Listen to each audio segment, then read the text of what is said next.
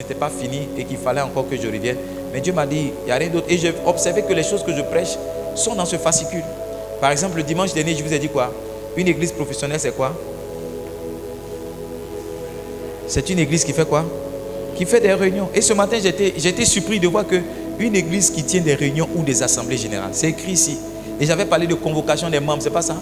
J'ai dit, il faut que les membres soient convoqués, il faut qu'il y ait un ordre du jour, beaucoup de choses comme ça, c'est pas ça? Alléluia. Pasteur Anissé, est-ce qu'on peut avoir les visuels que tu as fait par rapport à l'église professionnelle? Ou bien les visuels ne sont pas dans ton appareil? On peut les voir à l'écran? On a fait 2 visuels sur l'église professionnelle. Donc on a dit l'église professionnelle, c'est une église qui fait des réunions. Quel est le département ce matin qui n'a pas fait de réunion? Quel est le département? Les chants, vous avez fait une réunion ce matin? Pourquoi? Vous devrez faire une réunion. Faites une réunion par exemple pour discuter sur les gens qui ne viennent pas au deuxième culte. Il faut qu'ils expliquent pourquoi ils ne viennent pas au deuxième culte. C'est une réunion. La réunion, l'ordre du jour, les absences au deuxième culte. On va débattre. J'ai compris, convoque cette réunion. Quel département ici n'a pas fait de réunion? Levez la main. L'accueil, vous avez fait votre réunion? Vous avez fait votre réunion. Oh, la mariée. Elles ont fait la réunion pourquoi? Pour te féliciter. Waouh, félicitations. Je prie que toi aussi, il y ait une déclaration d'amour public. Le message que vous nous avez donné, Joël nous a donné, c'est que parmi toutes les belles femmes qui sont dans l'église, c'est toi qui l'as choisi. C'est ça le message. Tu comprends, non? Ce n'est pas non, il y a une alliance, je suis fiancé. Non, non, non. Le message, c'est que toutes les jolies filles qui tournent, c'est toi qui l'as choisi. Est-ce que vous comprenez? Donc quand il va déconner là, il faut savoir que tu es quand même son choix. Et ça doit t'apaiser quand il ne sera pas bien. Mon fils, je ne dis pas ça aussi pour que toi aussi tu gardes tout là-bas. Amen. Tu comprends, non? Le jour, tu vas dire, il faut comprendre que c'est quand même toi. Parce que quand tu regardes là, ton modèle aussi, il y en a ici. Il y en a aussi ici. Ou bien il n'y a pas son modèle ici. Mais dans tout ton modèle là, c'est toi qui l'as choisi. Mon fils, tu es un garçon. Que Dieu te fortifie. Je prie pour toi, que Dieu te donne les moyens d'honorer davantage ta femme. Parce que quand on se marie pour sa femme. Un homme ne gagne rien dans le mariage. Au contraire, il dépense tout. Amen. Quand vous mariez, je ne sais pas où mon message est en train de partir. Mais quand vous faites mariage, mon fils, c'est pas ça. Quand vous faites mariage, c'est la femme même qui dit que je veux ça, je veux ça, je veux ça. C'est pas ça. Est-ce que l'homme il dit, au contraire, lui il prie même pour que les dépenses soient réduites. Mais elle dit non, je vais dans telle salle, je vais porter ceci, je vais. Parce que, écoutez-moi bien, quand on fait un mariage, c'est pour nourrir sa femme. Pour nourrir sa femme. C'est pour la montrer, pour dire, voici c'est la plus belle, c'est la plus radieuse. Que Dieu vous donne l'argent pour nourrir vos épouses. Ceux qui sont ici disent pas amen, on dirait qu'ils ne sont pas intéressés. Que Dieu vous donne l'argent pour nourrir vos épouses. Si tu es une femme, tu peux dire amen aussi, parce que quelqu'un va t'honorer. Amen. Donc une église professionnelle, c'est quoi? C'est une église qui fait des réunions. Et on a dit qu'on fait des réunions. On a le visuel. Pas ici. Voilà, on a dit qu'on fait des réunions pour régler des problèmes. Quand on fait des réunions, c'est pour faire quoi? Parce que partout où il y a des hommes, il y a des problèmes. Regarde-moi, une église où il n'y a pas de problème là, c'est une église de Satan. C'est une église de Satan. Tu seras choqué que les églises que tu admires le plus, c'est là-bas, mais il y a plus de problèmes. Ouais. Tu seras, oui. Tu seras surpris que les églises que tu vois à la télé, que tu admires le plus, c'est là-bas, mais il y a les vrais dossiers même. Ah, tu as vu, tu ne savais pas. Et les gens qui quittent une église parce qu'ils se disent qu'il y a un problème, tu t'en vas rencontrer un problème plus grave. Regarde, dans l'église de Pierre, il y avait problème. La Bible dit que les ennemis se sont plaints. C'est pas ça que les veuves n'étaient pas bien, la répartition n'était pas bien faite avec le... Il y a problème partout. Il y a un problème avec Ananias et sa femme Saphira. Dans toutes les églises, vous savez pourquoi il y a un problème? Parce que ce sont des hommes qui sont dans la gestion. Ce sont des hommes qui sont... Donc aussi longtemps que ce sont des hommes qui gèrent. J'ai envie de vous choquer, mais même chez Papa Dieu là-bas, où il y avait les anges qui étaient à la gestion là, il y a eu palabre. Un tiers. Dieu a perdu un tiers des membres de son église. Donc, même si tu te dis que c'est dans l'église de Dieu que tu veux aller être, tu risques de faire partie de la rébellion de Satan pour chuter encore à nouveau. Livingstone, Dieu dit ça, ouvrez votre cœur et comprenez ce que je suis en train de dire. Dans tous les ministères, il y a des challenges. Et les réunions sont la sagesse que Dieu nous donne pour discuter de ces challenges-là et apporter des solutions. Quand l'information est parvenue à Pierre qu'il y avait des problèmes dans l'église, il a convoqué une réunion. La Bible dit que Pierre, verset 3, c'est pas ça? Verset 2, acte 2, verset 2, acte 6, verset 2. Acte 6, verset 2. Je viens, on va rentrer dans le message. Les 12 convoquaient la multitude. Ils ont convoqué une réunion. Quand au verset 1, ils ont appris qu'il y avait des problèmes, au verset 2, ils ont convoqué une réunion. Vous dites, venez, on va discuter. Et dans la réunion, ils ont discuté, ils ont adopté un plan à mettre en pratique pour que justement ce problème-là soit résolu. Et le problème a été résolu. Donc, dans chaque église, il y a des challenges. Dans chaque église, il y a des problèmes. Dans chaque église, vous serez surpris que quelquefois même, ceux qui nous enseignent la loyauté, c'est chez eux même qu'il y a plus de déloyauté. Oui, vous serez surpris. Parce que dans toutes les églises, ça existe. Dans tous les ministères, ça existe. Maintenant, je dis ça pour que le jour où tu rencontres un problème ici, que tu as un problème avec quelqu'un, que ça ne soit pas ça qui te pousse à partir. Que cela même ne te pousse pas à partir. Amen. Une église professionnelle, en troisième grand point, ce qu'on va aborder ce matin, une église professionnelle est une église organisée. C'est une église comment? Le professionnalisme se voit dans l'organisation. Écris ça. Le professionnalisme d'une église se voit dans l'organisation. Ceux qui ont sommeil, pouvez vous tenir debout et puis marcher dans le fond de la salle. Quand vous dormez, c'est un message que vous me donnez. Vous êtes en train de dire que je parle trop. C'est le message que vous me donnez. Ou bien vous êtes en train de dire que vous êtes fatigué. Est-ce que moi je dois vous dire tout ce que j'ai fait cette semaine? Et ce que je suis en train de faire aujourd'hui. Monsieur le pianiste, quand vous dormez, vous avez un message que vous me donnez. Donc si vous avez sommeil, vous pouvez vous tenir debout pour chanter. Ce que tu joues, tu peux l'enregistrer. Une église professionnelle, c'est une église comment? Dans ma manière de parler, il y a des mots sur lesquels je coupe. Une église professionnelle, c'est une église qui est comment? Donc on voit le professionnalisme d'une église par sa quoi? Par la qualité de son organisation. Écris ça. On voit le professionnalisme d'une église par la qualité de son organisation. Alors, comment on peut dire qu'une église est organisée? Une église est organisée, premier point, lorsque les tâches dans cette église-là sont réparties. Une église est organisée lorsque les tâches dans cette église-là sont réparties. I want to stay on the stage. Une église est organisée lorsque quoi? Les tâches dans cette église sont réparties. Et dans le verset qu'on a lu, les 12 convoquaient la multitude et il dit, il n'est pas convenable que nous laissons la parole de Dieu pour servir au table. Pierre dit, ce n'est pas bien que moi qui suis Pierre, qui dois prier et prêcher, je puisse laisser mon travail pour aller faire un autre travail. Donc Pierre va dire au verset 3, choisissez parmi vous. Donc Pierre va organiser l'église. Il va organiser l'église avec quoi? Avec des responsables ou bien avec la création de nouvelles tâches qu'il va assigner à certaines personnes répondant à certaines conditions. Donc une église, c'est une église professionnelle. Lorsque l'église est organisée, regardez, une église professionnelle se voit lorsque le pasteur n'est pas là. Quand le pasteur n'est pas là, est-ce que le travail est fait? Est-ce que les chantres chantent? Est-ce que la com, est-ce que l'accueil, est-ce que chacun fait son travail? On écoutait le bishop Louis Emmanuel Interfou. Il disait ce vendredi-là, il dit je suis à Abidjan ici, mais je reçois un prophète dans mon église. Il dit je suis ici, mais ça n'empêche pas à l'église de tourner. Pourquoi? Parce que l'église est organisée. Quand l'église n'est pas organisée, tout tourne autour du pasteur et tout se repose sur le pasteur. Quand le pasteur n'est pas là, on ne chante pas. Quand le pasteur n'est pas là, on ne joue pas. Quand le pasteur n'est pas là, on ne prie pas. Mais quand l'église est organisée, les tâches du ministère sont bien définies et les personnes qui doivent les accomplir aussi sont bien connues. Écrit, quand l'église est organisée, les tâches de l'église sont bien définies et les personnes qui doivent les réaliser sont connues. Quand l'église est organisée, écrivez ça là comme les tâches de l'église sont bien définies et les personnes qui doivent les réaliser sont connues. Et troisième point, quand l'église est organisée aussi, les personnes qui sont dévolues à ces tâches-là réalisent effectivement les tâches. Écoutez-moi bien, il y a beaucoup de personnes qui portent des titres à l'église et qui ne font rien. Il y a beaucoup de personnes qui font quoi? Qui portent des titres à l'église et qui ne font rien. Est-ce que le titre qu'on t'a donné à Livingstone là, est-ce que tu fais le travail du titre là? Tu es le responsable de quoi?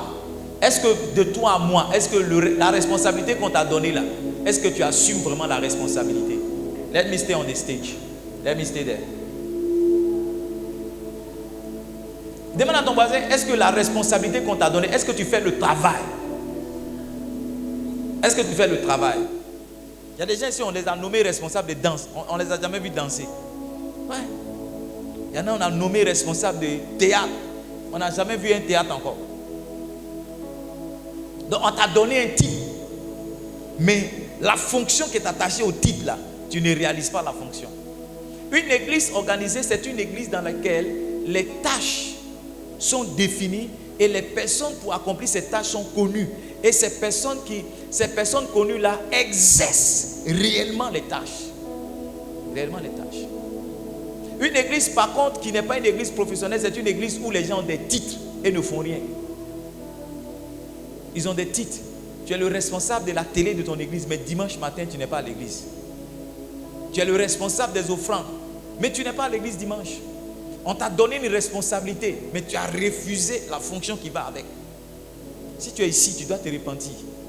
Si tu es ici que tu as une responsabilité pour laquelle tu n'exerces pas, tu dois te repentir. Demander pardon à Dieu. Chercher la grâce de Dieu pour avancer. Et quand tu te présentes dehors, tu dis je suis de telle église, je suis le responsable de ceci. Alors qu'à l'église, tu ne fais pas. C'est pourquoi tu dis tu es responsable dehors là. Tu ne fais pas ça à l'église. Tu te promènes à un titre. Vous êtes calme, hein? Je ne suis pas venu ici pour vous embarrasser. Mais je vais vous prêcher la vérité. Oui. Ici, quand on te prend responsable, on te définit tes tâches. Allez-y voir dans mon bureau, toutes les responsabilités ont des tâches. Tous les titres ont des tâches. Toutes les fonctions ont des tâches bien précises. Quand je dis le responsable du call center, il y a quelque chose que je dis que le responsable du call center doit faire. Il y a un rapport qu'il doit faire. Il y a ceci qu'il doit faire. Quand on dit que le responsable des médias, il y a un travail que le responsable des médias doit faire. Pour lequel aussi il doit rendre un rapport. Regardez. Le fait même qu'on ne rende pas le rapport, c'est la preuve qu'on a juste des titres. Parce que si tu as un titre et que tu fais vraiment le travail, à la fin d'une certaine période où, je ne sais pas si c'est mensuel, hebdomadaire ou bien journalier, tu vas venir dire papa, le travail que tu m'as donné là, voici ce que j'ai fait, voici les résultats. Si tu ne peux pas présenter un certain rapport, ça veut dire que tu n'es pas en train de faire le travail. Tu es juste en train de te promener avec un titre. Maintenant le problème est le suivant, c'est que tu exiges qu'on te respecte à cause de ton titre, alors que tu ne fais pas le travail. Le vrai respect se voit dans les œuvres et non par l'appellation qu'on a. Tu peux t'appeler un docteur, mais si tu ne soignes personne, personne ne te respectera. Mais si tu ne t'appelles pas docteur et que par ton ministère, certaines personnes sont guéries, c'est les gens même qui vont dire de toi un docteur. Donc ce n'est pas le titre qui te donne la position, c'est la fonction. Le travail que tu fais qui te donne la position. Je ne sais pas si vous écoutez mon message ce matin. Je ne sais pas si ce que je dis, ça a du sens.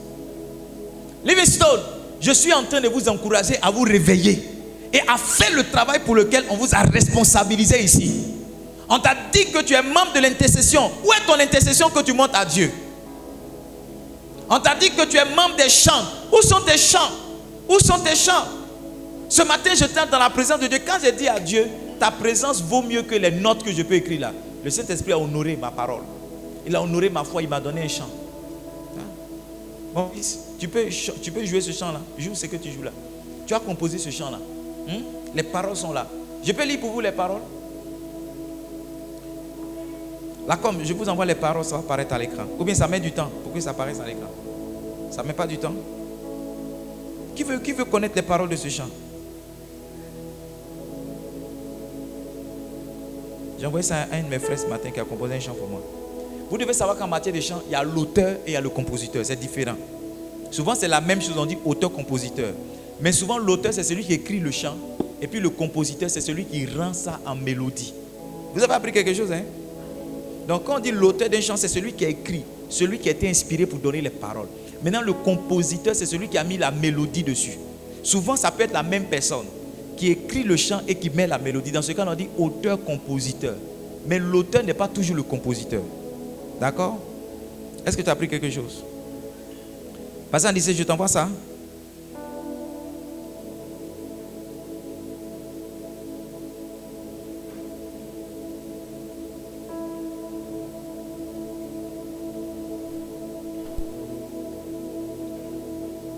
Mets-nous ça à l'écran. Le chant s'appelle Ranime-moi. Ranime-moi.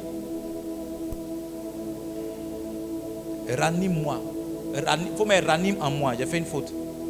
C'est ranime en moi. 2 Timothée 1,7. Ranime en moi. 2 Timothée 1,7 dit: nous n'avons pas Ce n'est pas un esprit de timidité que tu as reçu, c'est ça, non? Hein? Ne lisez pas vos Bibles. 2 Timothée 1,6 d'abord. Il dit, c'est pourquoi je t'exhorte à ranimer le don de Dieu que tu as reçu par imposition des mains. Quand un homme de Dieu te touche, il te transfère quelque chose. Et quelquefois, tu fais endormir cette chose-là. Et Paul dit, j'ai prié pour toi, je t'ai imposé les mains. Donc, ranime ce que tu as reçu. Il dit, car, au verset 7 maintenant, il dit, car ce n'est pas un esprit de timidité que Dieu nous a donné, mais un esprit de force, d'amour et de sagesse. Un esprit de force, d'amour et de quoi? Et de sagesse. Donc, ce matin, pendant que j'étais en train de prier, j'étais en train de dire, Saint-Esprit, ranime en moi les dons que tu as placés. Et il m'a donné une chanson. Ça met du temps encore? Ça va apparaître à l'écran. Avant que ça ne paraisse à l'écran, je vais lire pour vous. La chanson dit, ranime en moi ta puissance. Le titre c'est ranime en moi, voilà. Ranime en moi ta puissance. Ranime en moi ta présence. Révèle en moi ton grand nom. Réveille en moi tous tes dons. Il dit, sauve-moi de la timidité. Tu vois, c'est une prière. Démontre à tous mon utilité. Esprit, j'ai besoin de toi. L'huile qui vient de ton pressoir, de toi je veux découler. Avec toi, je tiens à couler. Révèle en moi ton grand nom. Réveille en moi tous tes dons. Ça, c'est la chanson que le Saint-Esprit m'a donnée ce matin. Pendant que j'étais en train d'honorer sa présence. La composition arrive. La composition arrive. Le dimanche dernier, j'écoutais un homme de Dieu qui est parti en retraite et puis il est revenu avec une chanson. Il a chanté, l'onction est venue. Donc moi aussi, je pense qu'il a attrapé cette onction-là.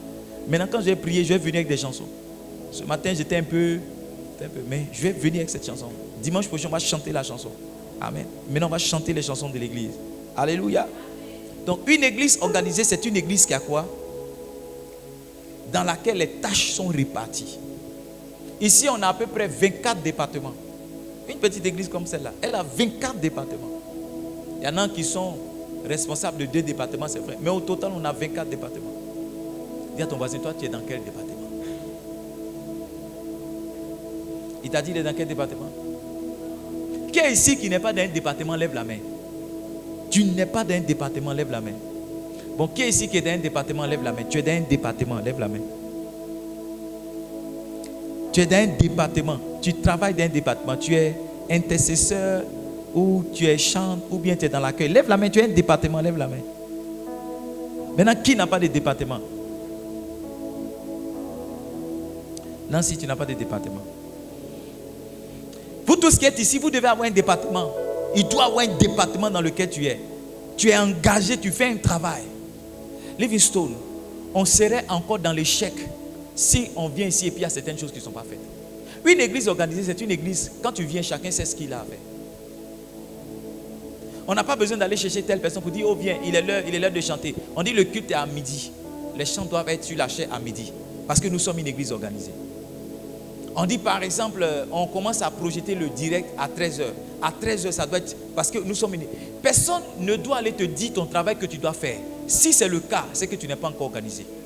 Une église organisée, c'est une église où le pasteur peut dormir. Et pendant qu'il est en train de dormir, l'église est en train de tourner.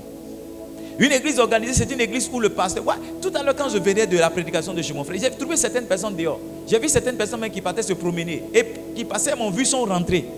Tu n'es pas professionnel. Parce que si tu étais professionnel, tu n'aurais pas attendu ma présence pour faire ce que tu dois faire.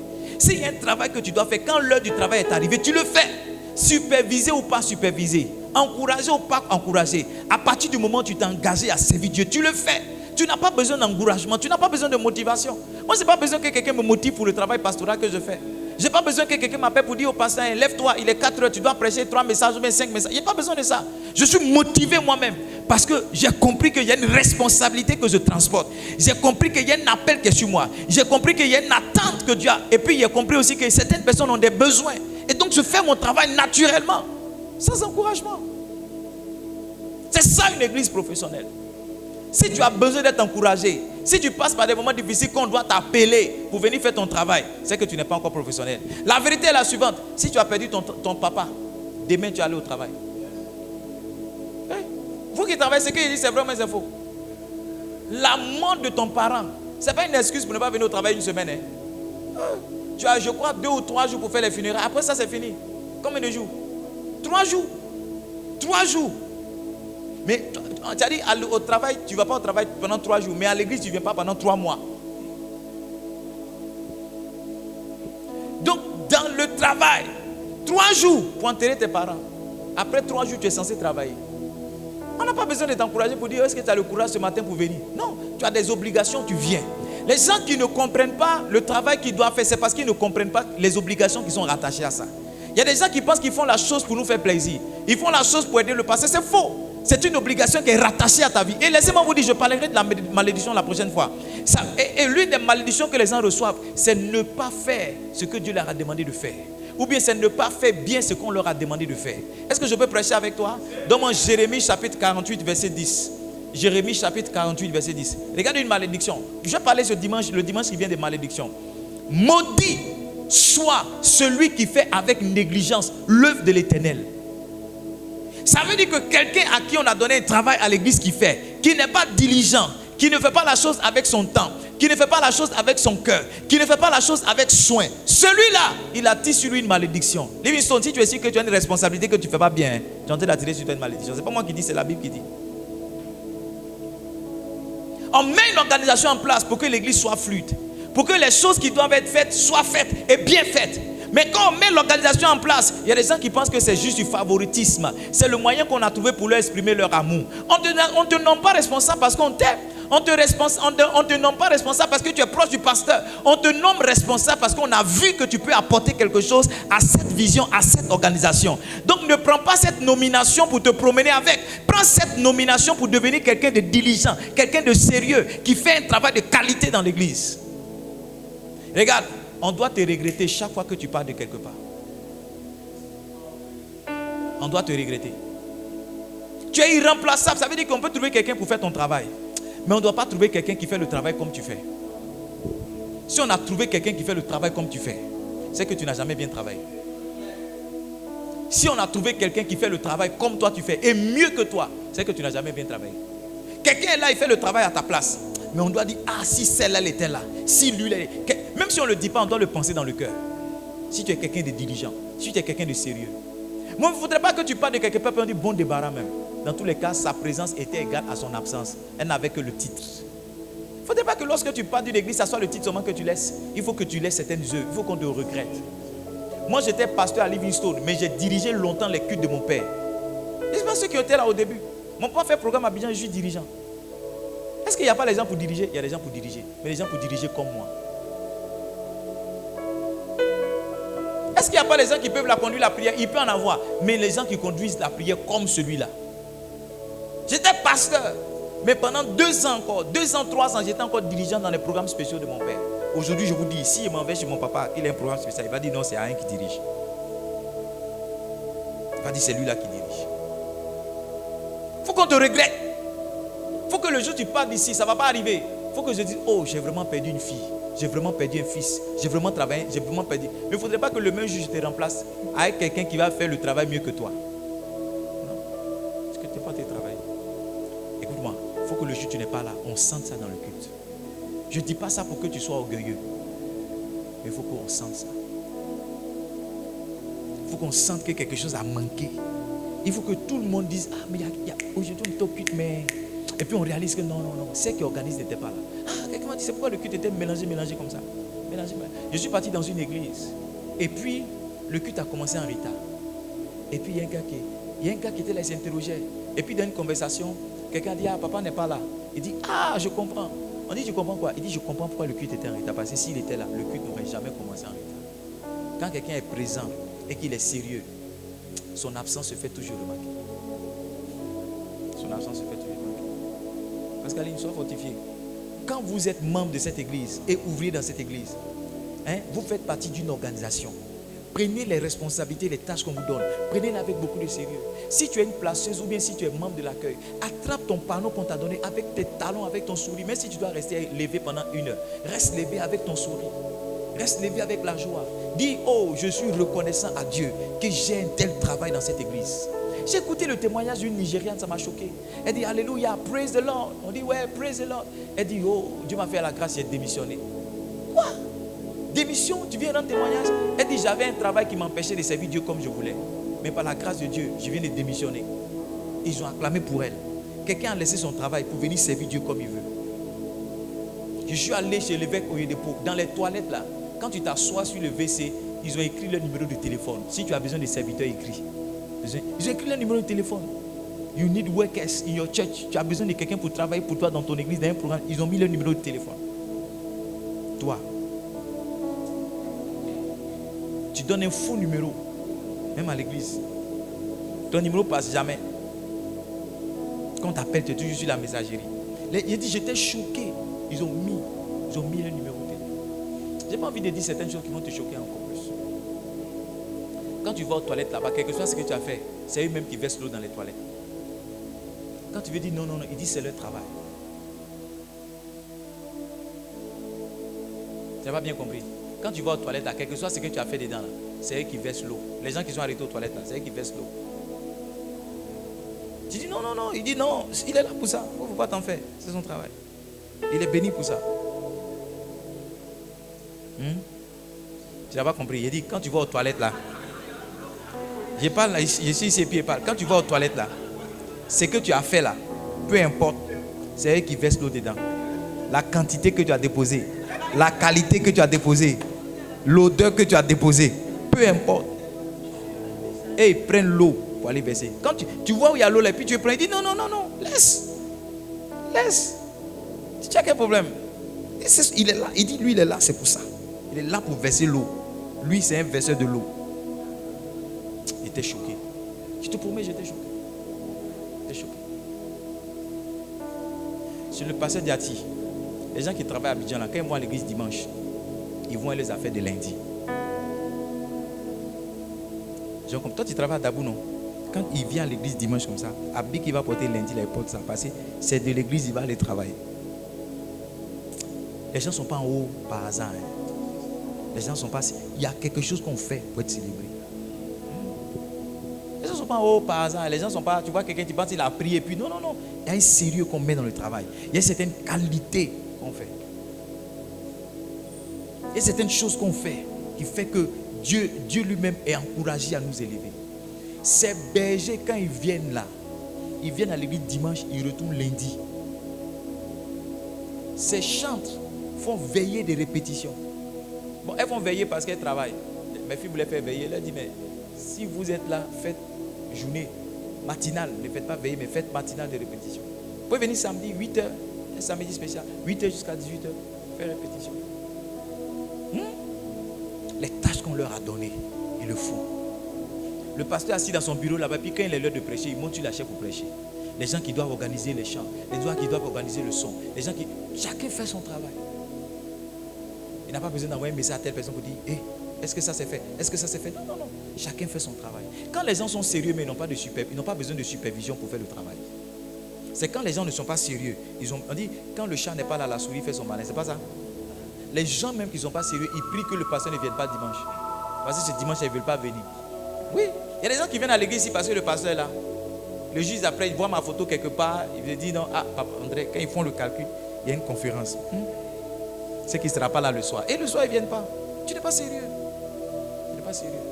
Ton travail est rattaché à ma présence. C'est une erreur. Ton travail doit être rattaché à ton désir d'honorer Dieu et de faire plaisir à Dieu.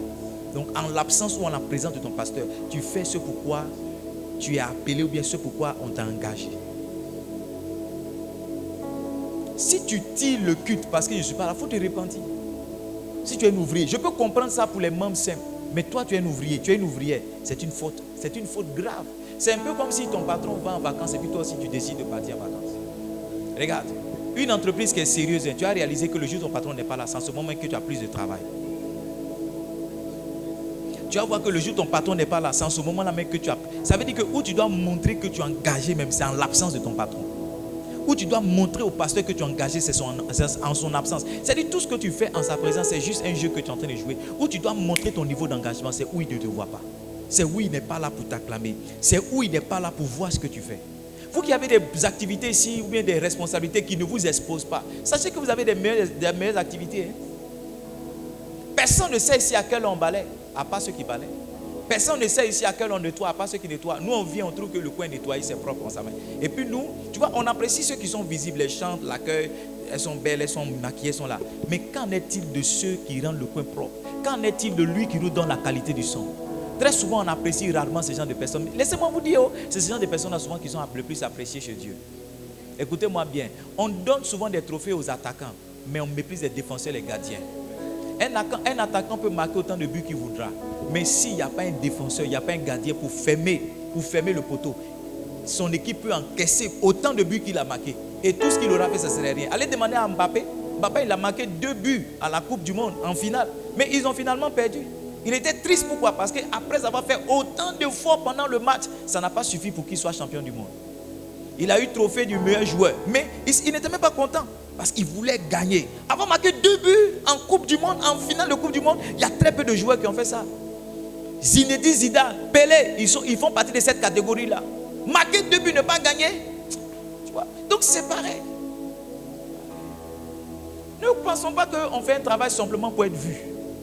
On fait un travail pour honorer Dieu. On fait un travail pour que Dieu apprécie. Dieu m'a dit quand je suis arrivé, il dit j'ai vu tes sacrifices. Livingstone, il y a certaines choses que j'ai fait pour Dieu, je ne vous ai pas dit. Je ne savais même pas même que Dieu avait fait attention à ça. Je ne savais même pas que Dieu avait considéré ça. Mais quand je me suis assis et que je pleurais, il m'a dit, c'est à cause de ce que les hommes n'ont pas vu là. C'est à cause de ça que je te lève dans cette saison. Vous avez une responsabilité. N'attendez pas un superviseur. Vous dites non, une responsable. Il y en a aussi, quand la responsable te dit fais ci, tu veux faire ce que tu veux. Quand la responsable, écoutez-moi bien, en termes de responsabilité, il n'y a pas d'âge. C'est valable dans le séculier comme aussi dans le spirituel. Au travail là, ton patron peut être ton petit frère. Ton patron peut être ton petit frère. J'ai travaillé à la banque et il y avait un de nos collègues là. Chaque fois quand sa fille me voyait, elle disait papa voici ton petit là, papa voici ton petit là. Un jour son papa lui a dit c'est pas mon petit, hein, c'est mon patron. Oui. Et elle-même, elle est plus âgée que moi. Je ne sais pas si tu comprends. Elle est plus âgée que moi. Donc elle se dit automatiquement que son papa qui est plus âgé que moi, son papa qui peut me mettre au monde, elle se dit que son papa est forcément mon patron. Son papa lui a dit hey, il ne parle pas, il ne faut pas penser que c'est pas mon petit, c'est mon patron. C'est-à-dire qu'on s'assoit dans l'entreprise là. Quand le chef a parlé, c'est lui qui parle. Nous on vient après. Tu as accepté ça au travail, mais à l'église tu ne veux pas accepter ça.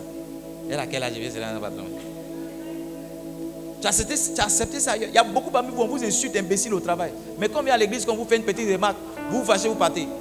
Il y a beaucoup comme vous, on vous chicote, mais on vous insulte, on vous humilie devant les gens. On t'appelle comme ça, on t'insulte. Vaut rien là. Connais rien, tu fais mal le travail. Tu prends ton papier, tu baisses la tête, souvent tu pleures. C'est quel travail, mais j'ai parti. Mais tu es là demain encore.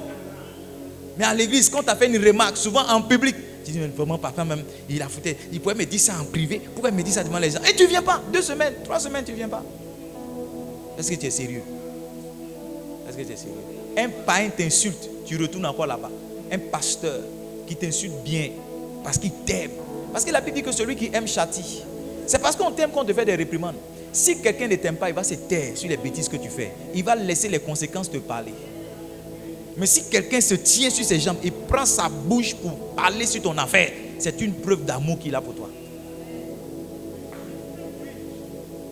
Si moi je parle sur ta vie, c'est parce que je t'aime.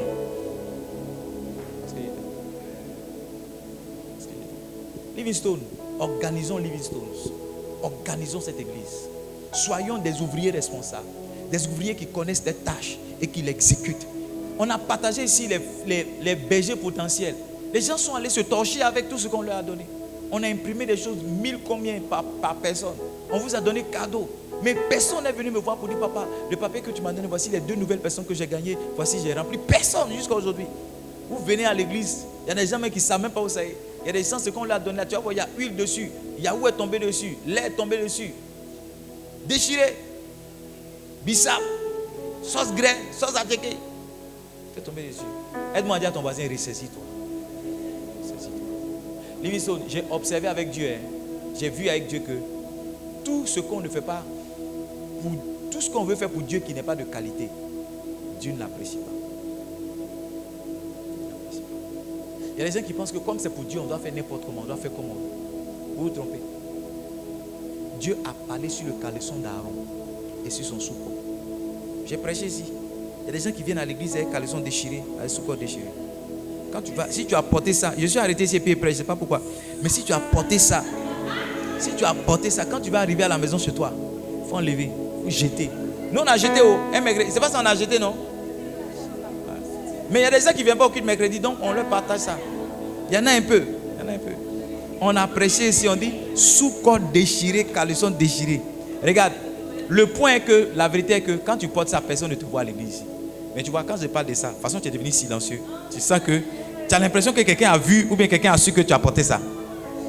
Non, il y a quelques-uns comme pour eux. C'est pour eux que elle dit le tissu est joli, on ne peut pas jeter. Ma fille, c'est déchiré, il faut jeter. Jeter. Il faut jeter. Maintenant, regarde. C'est que la chose que tu as portée qui est cachée là, Dieu voit. Alors que toi, tu as mis des bons hauts. Tu as mis même un bon parfum. Mais pour Dieu, tout ça là, c'est zéro aussi longtemps que le caleçon est déchiré. Maman, si tu as porté un collant déchiré, il faut aller jeter.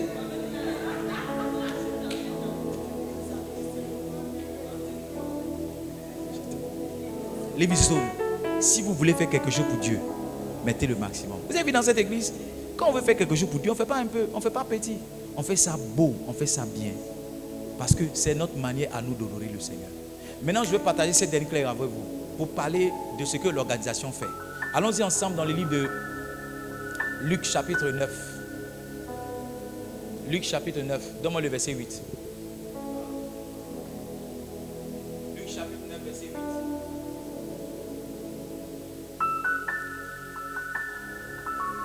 Allons-y au verset 11.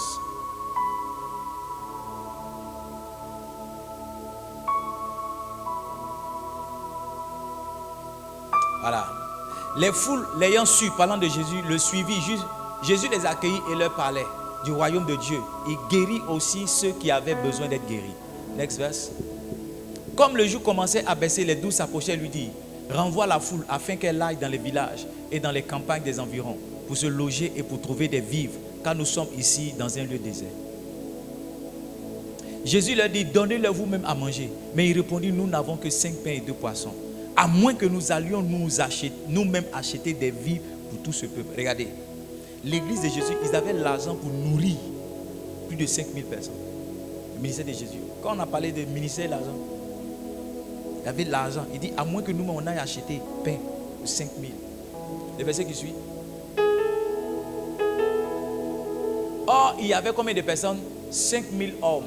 Jésus dit à ses disciples: faites-les asseoir par rangée de 50.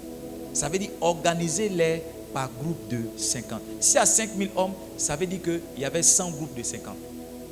100 groupes d'hommes, alors qu'il y avait aussi des femmes. Maintenant, regarde ce qui va arriver. Quand l'organisation est en place, la Bible dit qu'il les fit ainsi. Il les fit tous asseoir. Maintenant, regarde ce qui va arriver. Quand l'organisation est en place, Jésus prit les 5 pains et les 2 poissons. Et levant les yeux vers le ciel, il les bénit. Puis, il les rompit et les donna aux disciples afin qu'ils les distribuent.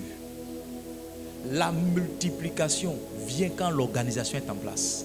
En d'autres termes, l'organisation précède la multiplication. Quand une église est organisée, elle se multiplie. Quand une église est organisée, elle se multiplie. Écrivez ça pour moi. Quand une église est organisée, elle se multiplie. Quand une église est organisée, elle se multiplie. L'organisation précède la multiplication. L'organisation d'une église, il faut écrire ça comme ça. L'organisation d'une église précède sa multiplication. Quand Dieu veut commencer à multiplier une église, il lui demande de s'organiser. Quand Dieu veut commencer à multiplier une église, il fait quoi? Il lui demande de s'organiser. Si on peut s'organiser, si chacun peut identifier sa tâche et faire ce qui relève de sa tâche, vous allez voir, 1000 membres, en quelques jours, on atteindra 1000 membres. 5000 membres, en quelques mois, on atteindra 5000 membres. 10 000 membres. Je suis en train de prophétiser cette église. 15 000 membres, 20 000 membres, 30 000 membres, 40 000 membres, 1 million de membres. En quelques jours, on les atteindra. On les atteindra. Moi, je crois en la croissance de l'église. Je crois que Livingstone, ce n'est pas une église de 200 membres. Moi, je ne suis pas. J'ai un t-shirt écrit I am a mega church pastor. Hier, je voulais porter ça. Mais j'ai changé mon avis. Sur le t-shirt, c'est un de mes t-shirts préférés, c'est écrit: je suis un pasteur d'une méga église. I am a mega church pastor. C'est écrit dessus. J'aime porter ça. I am a mega. Moi, je suis un pasteur d'une méga église. Mon église, ce n'est pas 5 personnes qui sont devant moi. Je n'ai pas une église de 50 ouvriers. L'église que Dieu m'a donnée, c'est une église qui a des ouvriers à travers le monde. Mais il faut qu'on s'organise. Tiens-toi debout, levons la voix, prions. Rendons grâce à Dieu si tu as compris ce message. Rends grâce à Dieu si tu as compris ce message. Rends grâce à Dieu si tu as compris ce message. Bénis le nom de Jésus si tu as compris ce message. Ah, chanta da da da do, zele kabala bala bala. Randa da da da do, zele kabala bala bala. Randa da da da de, skebele bele bele bele.